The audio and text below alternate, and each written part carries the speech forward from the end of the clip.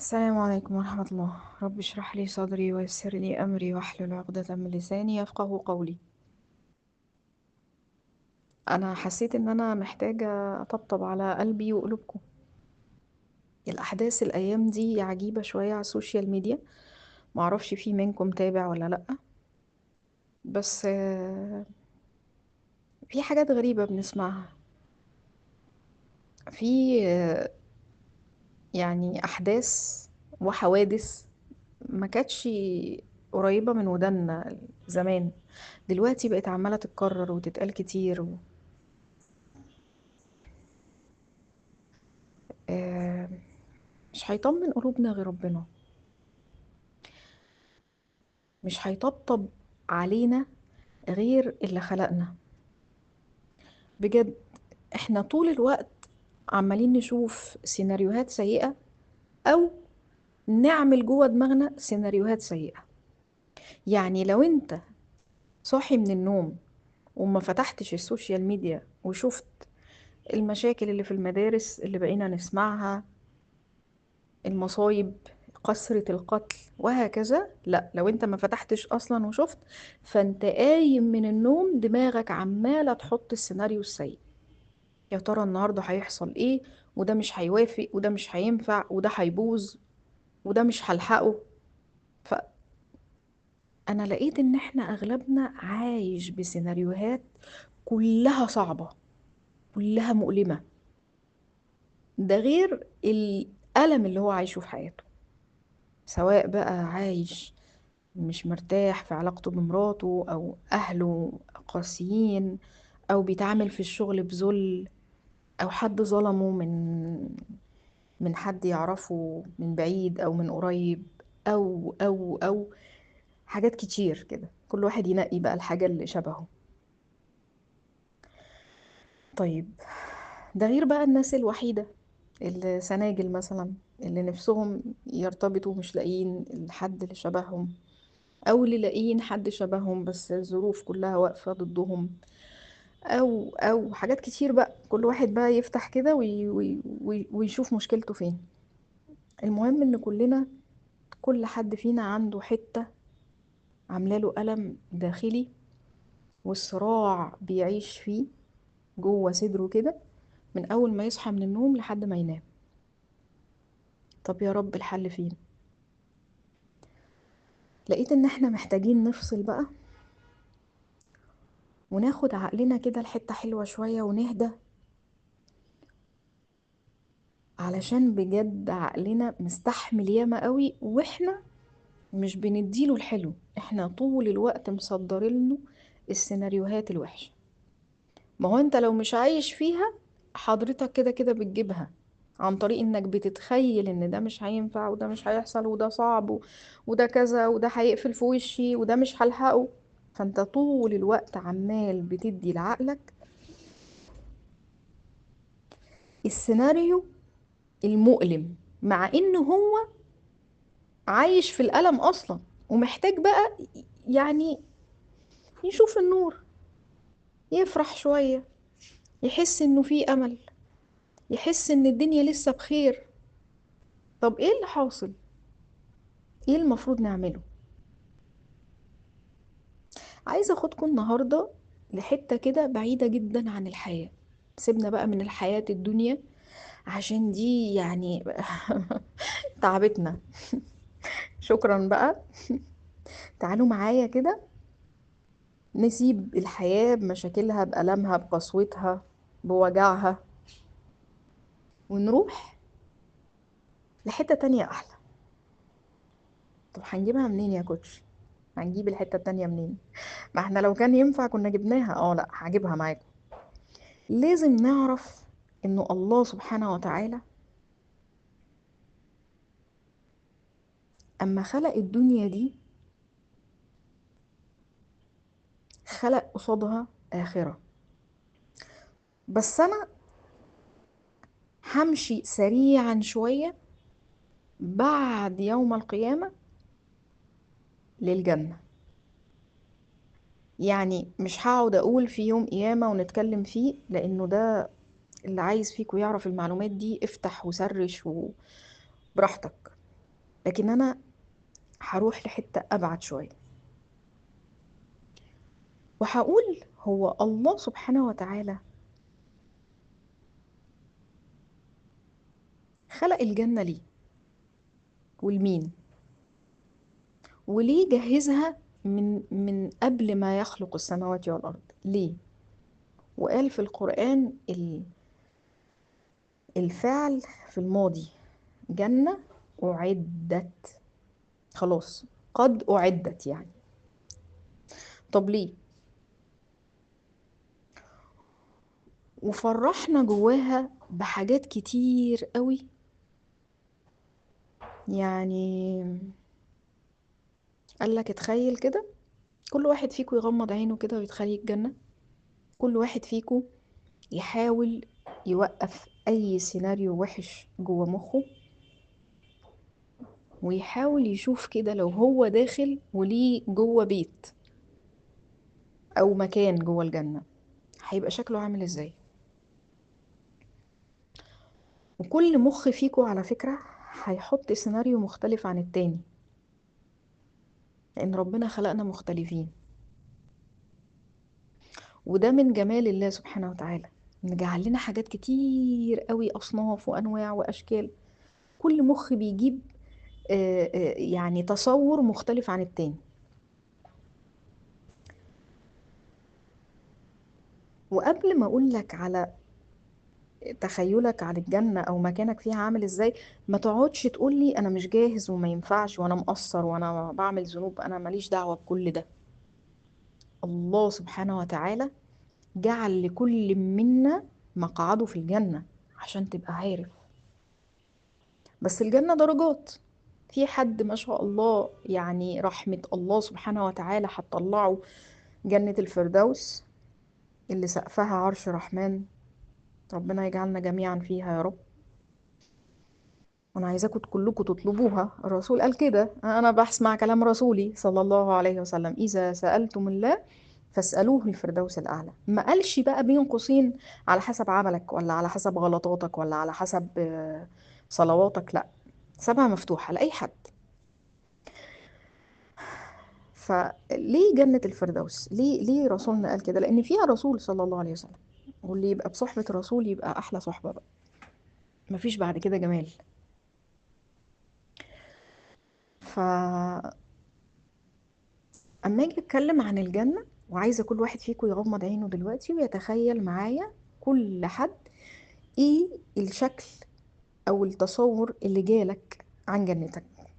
عايزاكم تكتبوا لي في الكومنت تحت إيه، علشان أنت بتبدأ ترسم سيناريو حلو لعقلك، بتبدأ تديله نوع من الطبطبة والراحة والجمال والطمأنينة بعقلك وقلبك. قبل ما تقولي أنا مش هينفع أتصور لأن أنا مش عارف أصلا هدخلها ولا لأ، تمام، مجرد إنك تحط ظن في الله إنه هيكرمك ويدخلك الجنة، هتدخلها بإذن الله. ليه؟ ده مش كلامي والله. الله سبحانه وتعالى في الحديث القدسي قال: أنا عند ظن عبدي بي فليظن بي ما شاء. فلو انت ظنك في الله انه يكرمك بيها هيكرمك. انت ظنك في الله ايه؟ انا بقعد مع ناس في سيشن يا جماعة بعاد قوي قوي، بقعد اجيبهم من هناك عشان اوصلهم، بس انت ظنك في الله ايه؟ فبلاقيه يسكت. ايه اللي حصل؟ فما ظنكم برب العالمين. وعايزة اللي يظن بالله دلوقتي حاجة يبقى مصدقها. اوعوا تكتبوا كلام لمجرد ان احنا مع الكوتش على جروب فاحنا لازم نقول كلام حلو. لا، قول اللي قلبك مصدقه، لان القصة كلها في القلب. والله والله العظيم هو القلب اللي هيدي العقل وهيدي الجسد وهيدي كل حاجة. الهرمونات الحلوة اللي هطلعها من حضرتك دلوقتي تمشي تجري في جسدك كله، فتحس براحة واستمتاع وهدوء وطمأنينة، هي اللي هيقول القلب عليها لما يشوف هو ظنه بالله ايه. عشان كده ربنا سأل السؤال ده في القرآن: فما ظنكم برب العالمين؟ ظنك بيه ايه؟ ولما اكلمك عن ربنا ما تكلمنيش عنك. يعني ايه؟ لما اقول لك الله وظنك بالرحيم ايه، ما تقوليش اصل انا مقصر، اصل انا ما عملتش اللي عليا، اصل انا في حاجات كتير مش مأديها في واجباتي. لا، مالكش دعوه بنفسك خالص. ليه؟ اما نتكلم عن العظيم، اما نتكلم عن الحق، الله هو العظيم الحق، نتكلم عنه بس، ما ينفعش تجيب نفسك قصاده. هتقولي طب ما انا مالكش دعوه. يغفر، يغفر لمن يشاء، يغفر كل الذنوب، إن الله يغفر الذنوب جميعا. يلا، يلا دي آية في القرآن. إن الله يغفر الذنوب جميعا. قاعد قصادي وعامل ذنوب، أنا عاملة ذنوب، يا رب أنا مقصرة، يا رب أستغفرك وأتوب إليك. خلصت، خلصت. بعدها نقطة. ليه؟ لأنك بتتعامل مع رب رحيم.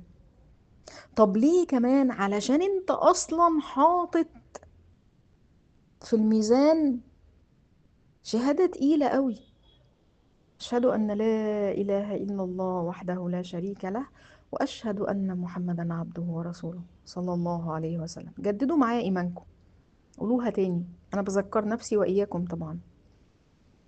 جددوا معايا إيمانكم: أشهد أن لا إله إلا الله. الشهادة دي اللي احنا بنقولها عادي كده، لا دي تقيلة قوي عند ربنا. دي أصلا، دي لوحدها في الميزان عند ربنا هي كفاية. يجي بعدها بقى أعمال حضرتك، اللي أصلا أنت مش هتدخل الجنة بعملك. سئل أن أدخل الجنة بعملنا أم برحمة الله؟ ها، سأل الرسول السؤال ده على فكرة من الصحابة، وكانوا قلقانين قوي لا يكون الدخول بعملنا. انتوا متخيلين الصحابة اللي هم أصلا بسم الله ما شاء الله يعني عاملين كل حاجة وكل حاجة صح، ومع ذلك كانوا خايفين لا يكون مقياس الجنة بالعمل. ليه؟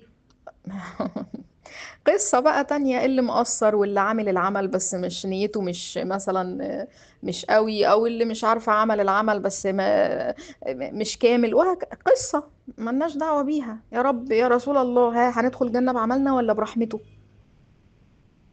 علشان عملنا دي كلنا بقى نقعد يلا اقف بقى في الحساب، لكن برحمته لا، رحمته وسعت كل شيء. يا ربنا اللي قال عن نفسه كده: ورحمتي وسعت كل شيء. حضرتك شيء ولا لأ؟ من ضمن الأشياء اللي موجودة في الكون. أنا شيء يا رب. أنا نص شيء، أنا ربع شيء بس جوه الكون. فطالما أنت جوه الكون، تغمرك رحمة الله سبحانه وتعالى.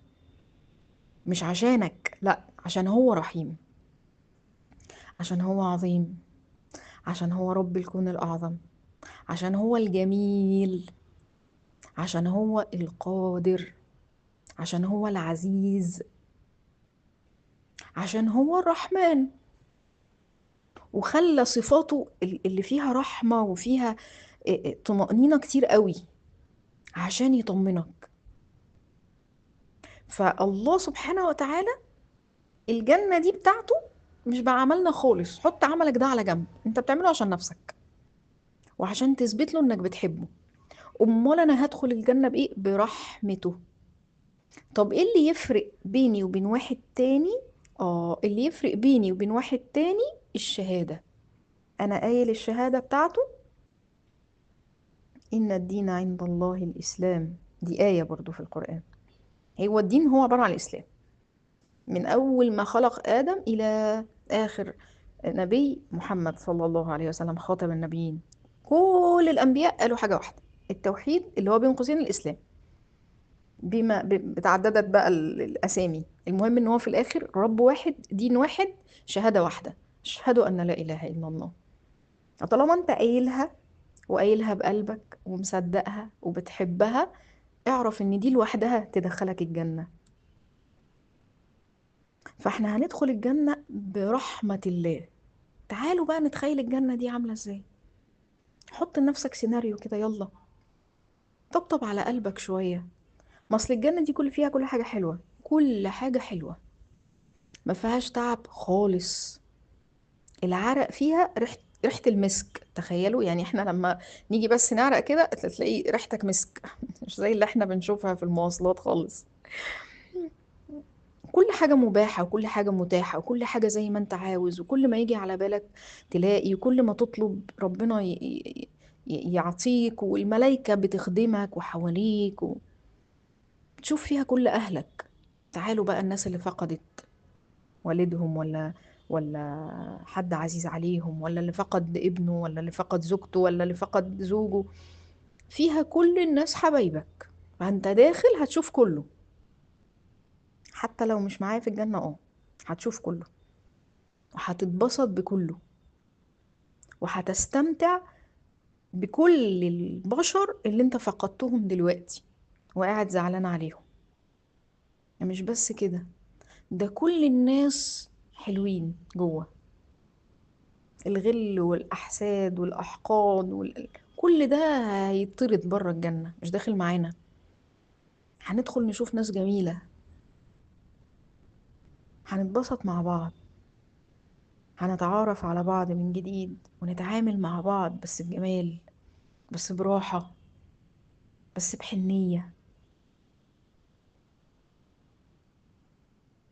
وانت بتدي السيناريو بتاع مخك كده، شكل الجنة بتاعتك عاملة ازاي؟ قدامها حديقة ولا لأ؟ أبوابها عاملة ازاي؟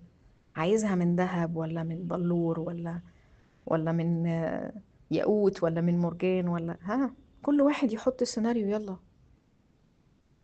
عايزها كبيرة ولا صغيرة، ولا عريضة، ولا واسعة، ولا أدوار، ولا دور واحد، حطوا جواكوا شكل للمكان بتاعكم، أكنك بتهيئه بمخك علشان إن شاء الله أنت رايح له. كل اللي أنت هتحطه أنت هتلاقيه أجمل منه أصلا، وكل التخيل اللي جه على بال كل حد فيكم، الجنة أحلى وأحلى وأحلى، اقعد قول أحلى من هنا ليوم القيامة، عشان بس تعرفوا ربنا بيحبكم قد إيه. والله لو مش بيحبنا ما كانش أعدلنا الجنة، والله. ربنا رب رحيم قوي يا جماعة، رحيم قوي. احنا اللي خلينا الرحمة بينا قلت، احنا اللي من كتر الذنوب اللي عمالين نعملها والكلام على بعض ومشاكل الدنيا اللي خدتنا، فبقينا مش حاطين ربنا في سيناريوهات كده، اخدين الدنيا عملي قوي. بشوف الناس في السيشنز كله بيشتغل بالورقة والقلم والحسابات فقط، ولما نيجي نقول فين حسابات الله آه بيستغربوا. يعني أكن الدنيا دي احنا جايين بقى ويلا كل واحد بقى اللي يعرف يكسبه يكسبه، واللي يعرف ياخده ياخده، واللي يعرف يعمله يعمله. لأ، لأ. انت عندك قدر مكتوب لك انت عايشه، سواء عجبك او ما عجبكش انت عايش قدر الله. انت عندك اختيار، الله اختاره لحياتك، بدليل ان انت واخوك او انتي واختك مش زي بعض، لا في الشكل ولا في السيناريو. دي اتجوزت وجابت عيال، دي ما اتجوزتش، دي اتجوزت وجابت عيل واحد، دي جابت ولاد، لا دي جابت بنات، لا دي عقيم، لا دي سافرت، لا دي قاعدة هنا، لا دي شكلها كذا، لا التانية شكلها كذا. شايفين ايه الاختيارات دي؟ انت اللي مختار. هتقولي اصل انا لا لا لا لا لا خالص، انت مالكش فيها حاجة خالص. انت عايش قدر الله، انت عايش اختيار الله ليك. عشان كده انا عايزاكوا تاخدوا نفس عميق كده، وتملوا صدركوا وقلبكوا برحمة ربنا، وتطمنوا كل حاجة انت عايشها دلوقتي هي كانت مكتوبة اصلا، انت ما عملتش غير انك رحت لها بس. عشان الناس اللي بتقعد تندم اشد الندم، هو انا ليه وعملوا كده ليه، وانا عملت ليه وازاي وبتاع، وانا اللي غلطان، وانا اللي ملحقتش. ملحقتش ايه؟ هو لو كان بتاعك كان هيجيلك او كنت لحقته. هو لو بتاعك مش بتاعك خلاص، طالما الشيء مش بتاعك مش هتلحقه. لكن احنا كل حاجة في اليوم اخدينها على صدرنا، والحياة اخدينها بمحمل الجد قوي، ومركزين قوي ده حصل وده ما حصلش وده قال وده ما قالش وده اتعمل وده. لا، انت عايش باختيار الله. ليه بقى؟ ليه هو اختار لك اصلا؟ عشان هو اللي خلقك. يعني في الاصل خالص هو من وجدك على الدنيا، واللي وجد واللي خلق ياخد الحق في انه يتحكم. زي بالظبط، هديكم مثال عشان تفهموها، عشان الناس، في ناس كتير قوي مش فاهمة الحتة دي. انا لو جيت قلت الاب وام مثلا عندهم اولاد، قلت له انا هاخد ولادك اتحكم فيهم شوية، هيرضى؟ هيقول لي انت مين مش تتحكمي في ولادي؟ طب انا هاخد ولادكم افسحهم ومش هوديهم المدرسة خالص السنة دي، يقول لي حضرتك مين اصلا عشان تعملي كده؟ احنا بس اللي لينا نعمل كده. يعني أصبح الأب والأم هم الوحيدين المتحكمين في أولادهم. جه منين بقى الأصل ده؟ التحكم ده جه منين؟ جه من إن هو ابنه. أنا أبوه، يعني حضرتك مين برضو؟ ما أنت أبوه ماشي، اللي هو مين؟ هتقولي أنا اللي جبته الدنيا، صح؟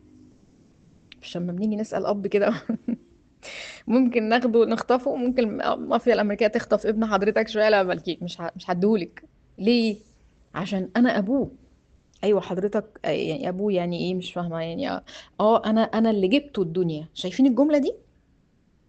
ولله المثل الاعلى. مين بقى اللي جابنا اصلا الدنيا قبل الاب والام؟ الله سبحانه وتعالى. يعني الام دي اللي بتقول لا خلي بالك ده ابني ده من رحمي، وتقوم جايه حاطه ايديها على بطنها كده ده ابني من رحمي. ايوه حضرتك، مين اللي حطلك النطفه دي؟ مين؟ طب مين اللي خلى في الشهر الرابع ينزل ملك؟ كلنا نزل لنا نفس الملك، ها؟ ينزل ملك من السماء إلى الأرض لبطن حضرتك، يدخل الرحم، فيدي الروح للنطفة دي، ويديها اسمها ومعلوماتها وتفاصيل جسدها. الملك على فكرة بينزل بكل ده عشان تبقوا عارفين. مين بقى اللي ادى ده؟ الله سبحانه وتعالى. مين اللي أمر الملك انزل في بطن فلانة الفلانية وادي الطفل ده الروح؟ لانه قبل الشهر الرابع ما بيبقاش فيه نفس، ما بيبقاش فيه تحرك للقلب في الرحم. اللي فيكم عارف المعلومة دي، او الامهات اللي ولدت قبل كده عارفة انا بقول ايه.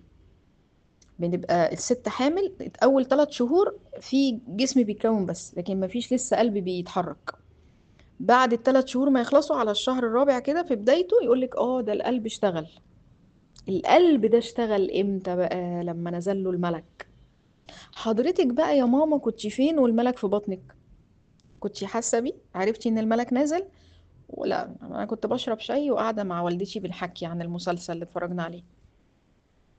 انا مش في بالها خالص اي حاجه، هتعرف منين؟ دي حاجات ربانيه. فالله هو من وجدك، ولما وجدك وخلقك ونزلك الدنيا دي بنفخه من روحه وبتفاصيل هو اختارها لك. انا عايز الطفل ده يكون عينيه لونها كذا وشعره لونه كذا ووشه مدور وابيضاني ومش عارفه، لا اسمراني، لا طويل، لا قصير، لا عايز صوابعه تكون طولها كذا. كل التفاصيل مكتوبه، كلها نازل بيها الملك. الداتا كلها بتاعت حضرتك. ماما ما كانتش اخده بالها اصلا ان في ملك نزل، ولا خدت بالها ان في نفخ روح ولا القصه دي. هي كل اللي اخدت بالها منه انه بيبي اتحرك جوه، فبدأت تحس بحركه في بطنها، او راحت للدكتور فكشف قال لها مبروك النبض اشتغل. وعشان الله هو اللي خلقك واعطاك سر الحياة، فهو برضو اللي اختار لك تفاصيلك، وهو اللي اختار لك سيناريو حياتك. عشان كده واحنا بناخد النفس كده ونملاه برحمة الله، ارضى. سلم. قول له اللهم لك الحمد يا رب، انا راضي عن اللي جاي واللي فات واللي انا فيه دلوقتي، راضي عن الماضي وراضي عن المستقبل اللي انت مختارهولي، وراضي عن الوضع اللي انا فيه دلوقتي. سلم لله، سلم لله. غمض عينك وقول اللهم لك الحمد حمدا كثيرا طيبا مباركا فيه. مع ان مش عاجبني بس سلم الاول. والله لو سلمته ورضيته للي جاي يبقى احلى، صدقوني. الناس اللي عندها بعض الامراض وبتعاني منها، دي عن تجربة شخصية، اما تسلم انه اختار لك ده. عاوز حاجة، ليك في جسدك حاجة، اصلا ليك في نفسك حاجة، هو اختار لك ده. قول اللهم لك الحمد والشكر، مسلم يا رب وراضي قوي قوي. طب انا منفصلة، طب انا ما خلفتش، طب واحد تاني يقولي طب انا مش عارف اتجوز، طب واحدة تانية تقولي طب الفلوس قليلة، طب انا امي توفت ومش قادرة اعيش من غيرها، طب انا مش عارف اشتغل، طب انا مش كل مشاكلك سلم ليها. سلم ان الله في الوقت اللي انت فيه دلوقتي حالا اختار لك ده. وقول اللهم لك الحمد والشكر، راضي يا رب، راضي يا رب.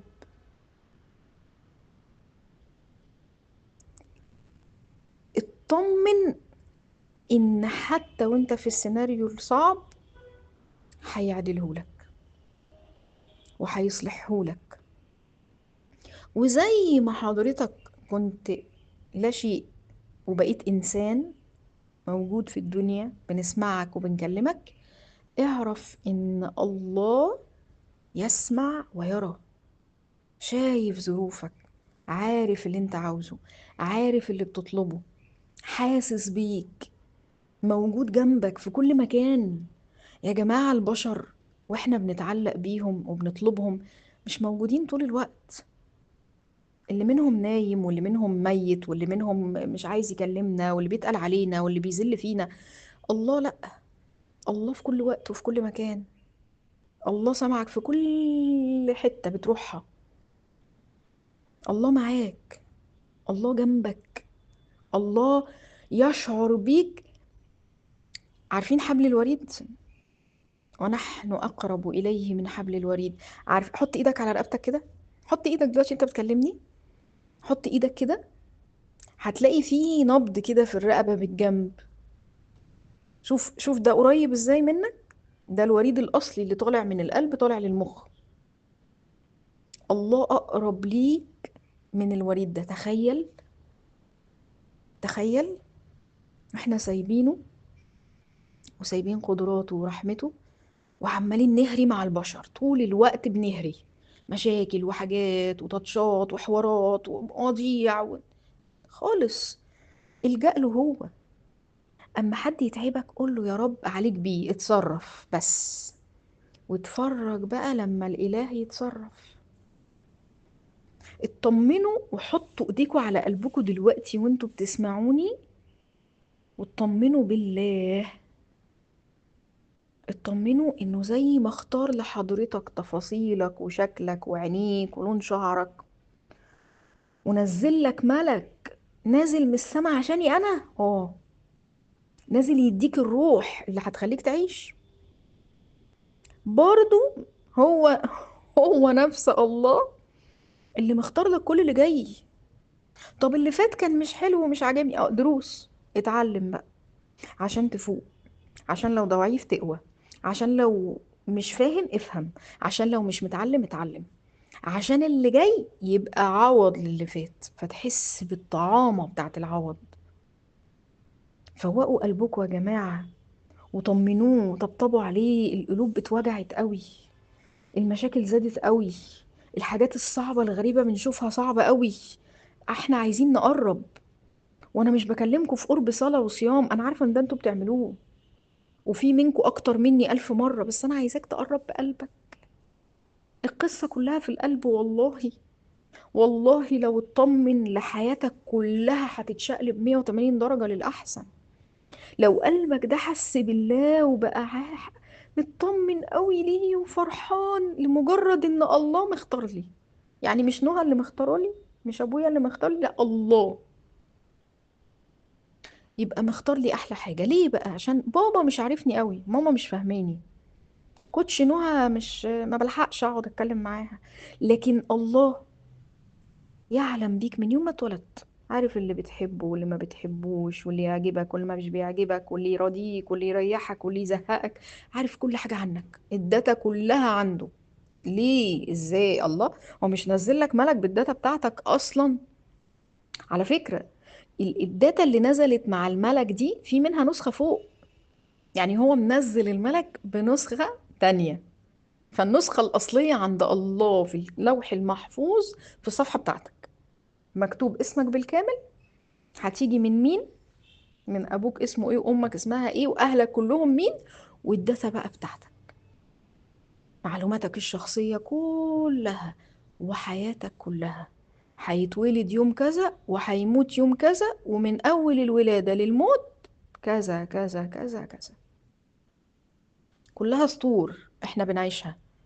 السطر الأولاني اتولدنا، والسطر التاني رحنا المدرسة، والسطر التالت اتخرجنا، والسطر الرابع اتجوزنا. الله أعلم انت في أنهي سطر، بس انت ماشي في صفحتك. فنفس الورقة دي نزلت مع الملك لما جاي ينفخ فيك الروح. قلقان ليه بقى؟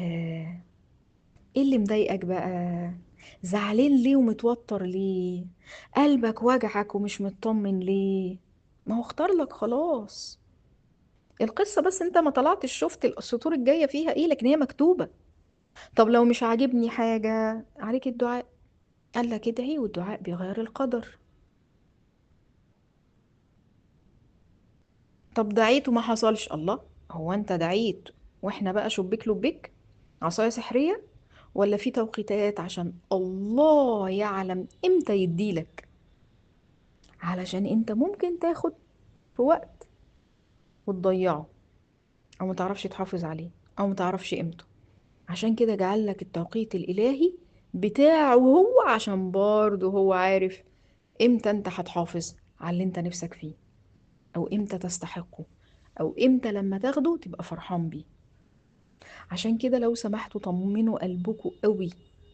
حط ايدك على قلبك وقول الشهادة، وجدد شهادتك بالله سبحانه وتعالى، وطمنه. اللي خلقك، واللي نزل لك ملك، واللي اداك الداتا بتاعتك، واللي اختار لك تفاصيل وشك وجسدك، هو كمان مختار لك حياتك. ارضوا بس وسلموا، وابدأوا في حياتكم بالراحة وانت مطمن. انا بشتغل والله معي، انا بعمل وربنا مش سايبني، ربنا في كل خطوة معايا، في كل خطوة مختار لي. وكلموه دايما، كلموه طول الوقت، وانت ماشي في الشارع كلمه، وانت طالع السلالم كلمه، وانت واقف في اي مكان كلمه. مش شرط الصلاة بس يا جماعة، الله يسمع ويرى، وهو معكم أينما كنتم. ربنا سبحانه وتعالى بيحب يسمع صوتنا، مش صوتنا في الدعاء بس، صوتنا في الكلام معاه. كلمه واحكي له واشتكي له واطلب منه، واما تحب يتصرف لك قول له يا رب اتصرف لي، قول له يا رب خلص لي الامر ده، قول له يا رب عليك بيهم، قول له يا رب اديني ده وابعد عني ده، ويسر لي ده ووفقني لده. من توكل عليه كفاه،